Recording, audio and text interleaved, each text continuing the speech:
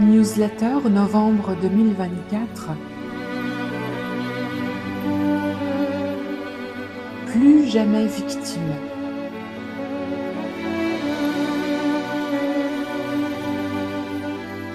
Chères âmes en incarnation sur la terre, soyez bénis. En ce mois de novembre 2024, de fortes tensions et de grosses turbulences règnent sur votre planète. Ces turbulences résultent du débordement des forces sombres qui, au contact de la lumière divine, qui prend de plus en plus de place sur la terre, se déchaînent et tentent désespérément de l'emporter et, avec elle, mettre la planète en esclavage. Je vous le dis souvent, l'impact de ces forces sombres reste possible uniquement parce qu'il y a résonance avec les points d'accroche à cette négativité que représentent les faiblesses résiduelles existant encore de façon plus ou moins importante en chaque être humain incarné sur la Terre. Et pourtant, la lumière divine se répand tellement sur la planète Terre actuellement. Cette diffusion de la lumière divine se fait grâce aux particules adamantines gorgées de lumière divine qui descendent à flot depuis 2012 et qui sont captées par les êtres humains à la fois connectés à la terre et au ciel et également animés d'un pur bon vouloir et d'un cœur ouvert ou en voie d'ouverture. La lumière divine se répand crescendo pour deux raisons.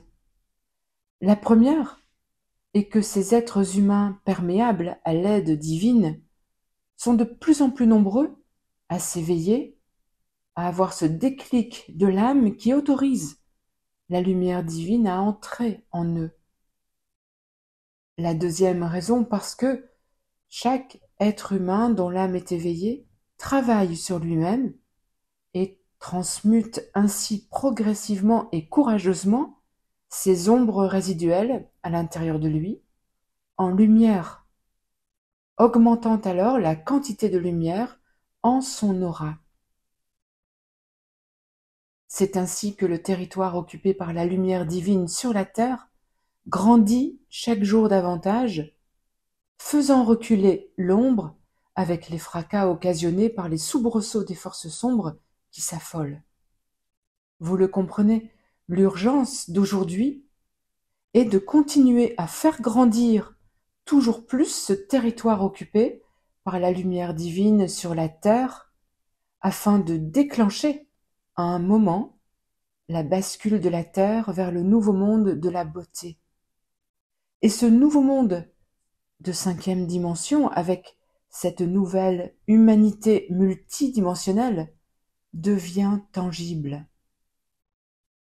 Comment augmenter rapidement la quantité de lumière divine en soi et donc étendre davantage le territoire d'occupation de la lumière divine sur la planète Terre? Je vous ai déjà parlé de la prière et de la méditation, ainsi que de la guérison des blessures personnelles de l'âme et de l'éviction des fausses croyances. J'insisterai aujourd'hui sur cet aspect des anciens comportements issus de la vieille matrice de synthèse et qui sont délétères à la progression de la lumière divine en l'aura de l'être incarné, celui du comportement de l'être humain dans l'ancien triangle victime, bourreau, sauveur. Encore cette vieille histoire de la victime, du sauveur et du bourreau, allez-vous me dire? Oui, ce fonctionnement de l'être humain dans ce triangle infernal existe depuis des éons de temps et persiste encore aujourd'hui chez bon nombre d'êtres éveillés qui sont ainsi ralentis sur leur chemin vers l'ascension. Il est temps de mettre fin à cette façon de vivre. L'être humain a bien évidemment le droit de se tromper, de rallonger son chemin vers l'ascension suite à des errances, des essais et des erreurs. Néanmoins, à un moment de sa vie, il a besoin de conscientiser totalement ce mécanisme du triangle infernal de façon à en sortir définitivement et à être ainsi propulsé à grande vitesse vers l'ascension. Dans un premier temps, il s'agit de prendre entièrement conscience du processus. Se poser en victime, c'est réagir face à un événement ou une situation qui apparaissent difficiles à vivre en disant « Qu'ai-je fait pour mériter cela ?» ou encore « C'est à cause d'un tel ou d'une telle » ou « C'est à cause de ce projet, de cet événement, du système. » Prenons un premier exemple simple. Vous êtes en retard à un rendez-vous important. Si vous agissez au sein de ce triangle infernal, vous dites, en tant que victime, « Ce n'est pas de ma faute, je n'y suis pour rien. Il y avait du monde sur la route et les automobilistes n'avançaient pas. En plus, j'ai dû m'arrêter pour faire le plein d'essence. » Vous vous trouvez alors un responsable qui devient votre bourreau, en l'occurrence le trafic routier dans cet exemple. C'est effectivement plus facile a priori de tout mettre sur le dos de la circulation. Et vous recherchez alors, au stade du troisième angle de ce triangle infernal, un sauveur qui va entendre votre plainte en allant dans votre sens. Décryptons ensemble le processus.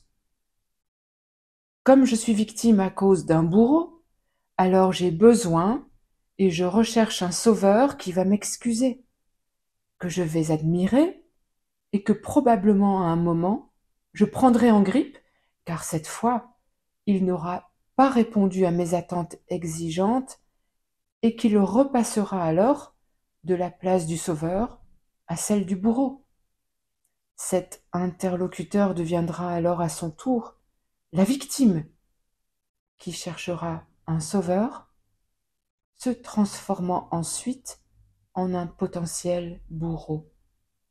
Vous l'avez compris, dans ce triangle infernal, la personne passe alternativement par chacun des trois angles du triangle, par les stades de victime, bourreau ou sauveur, dans un cercle vicieux sans fin qui enferme l'être dans une vie infernale. Il est en effet impossible d'être heureux et de rendre les autres heureux avec ce comportement. Si nous revenons à l'exemple du retard au rendez-vous suite au trafic, et que vous dites à votre employeur, ou encore à votre médecin ou à votre coiffeur, chez qui vous arrivez en retard, cela devient impossible de circuler de nos jours. De fait, la réunion n'a pas pu démarrer comme il se doit, ou le rendez-vous se décale, et cela gêne toutes les personnes qui suivent. Quel dommage! Votre interlocuteur va vous répondre, s'il fonctionne lui-même, dans ce même triangle infernal, que cela est sans importance, tout en assumant lui-même les conséquences désagréables de la situation et en engrangeant en lui de la fatigue et parfois de l'épuisement, de la frustration et du non-respect de sa personne. Ce dernier se posera alors à son tour en victime, lorsque, exténué, il souffrira trop du retard dans ses rendez-vous et ou en bourreau quand il se fâchera contre les êtres irrespectueux. Le cercle vicieux s'installe avec des nœuds assurés entre les personnes et l'absence de fluidité dans les relations humaines. Évoquons maintenant un second exemple. Une femme vit dans cette attitude de victime, pensant qu'elle est presque parfaite et qu'elle subit malheureusement les événements de sa vie, comme vous le dites, par la faute à pas de chance. Par son énergie de victime, elle attire dans sa vie un homme sauveur, qui va par exemple la surprotéger au point de l'embrigader dans une prison dorée et d'entraîner chez elle un ressenti d'oppression thoracique. Un jour, cette femme n'en peut plus, et elle transforme son sauveur en bourreau qui l'étouffe, la prive de liberté et de bonheur. L'exemple s'adresse également tout autant à un homme fonctionnant comme une victime dans la rencontre d'une femme sauveuse. En réalité, le fait de se considérer comme la victime de quelque chose ou de quelqu'un montre que l'être humain concerné n'a pas encore bien intégré les lois divines qui régissent l'univers et qui impliquent donc que l'être humain est responsable de tout ce qu'il vit et il récolte ce qu'il sème, selon la loi divine de la réciprocité des effets, que l'être humain crée la beauté de son lendemain par la qualité de ses pensées, de ses paroles et de ses actions d'aujourd'hui, et attire à lui ce qu'il est, selon la loi divine de l'attraction et affinité. En résumé, si je suis responsable de tout ce qui m'arrive et de toutes les personnes que je rencontre, alors je vais prendre les choses en main, devenir maître de ma vie pour enfin vivre une existence heureuse. Si j'intègre les lois divines à chaque instant présent de ma vie, alors je comprends l'impact du karma et j'appelle d'un cri sincère de l'âme ma réparation pour les lourdeurs commises dans mes vies antérieures, comprenant ainsi dans l'acceptation des événements vécus et dans la persévérance que j'avance vers des jours meilleurs et vers le bonheur. Voyons donc ensemble comment agir autrement dans chacun des deux exemples cités. Dans le premier exemple du retard, la vraie réaction ajustée serait « Je suis parti trop tard et je n'ai pas anticipé pour le plein de carburant ». En d'autres termes, j'assume mon erreur, j'en suis la seule responsable, je m'en excuse et je ferai mieux désormais. Dans le deuxième exemple de la mauvaise rencontre, la vraie réaction serait « Je vais changer mon état d'esprit pour le rendre positif et je vais me connecter à toutes les nébuleuses ou encore égrégores positifs de façon à être aidé et renforcé dans mes efforts de positivité. Mes pensées, paroles et actions positives attireront cette même positivité chez la personne qui sera sur ma route. Ceci, selon la loi d'attraction et d'affinité. Si je vis quelque chose de plus difficile, étant donné que je suis responsable de tout mon vécu, je suis dans l'acceptation de la situation, car il y a zéro hasard, et selon la loi de la réciprocité des effets, il existe toujours une raison juste à ce que je vis au quotidien, soit par retour du karma, soit par la chance de vivre la réparation dans cette vie terrestre. En conclusion, l'être humain devient maître de ce qu'il attire dans sa vie lorsque son souhait de vie n'est pas un désir de son mental, mais bien et réellement un élan vécu dans le cœur, dans le concret du quotidien terrestre et en accord avec les lois divines.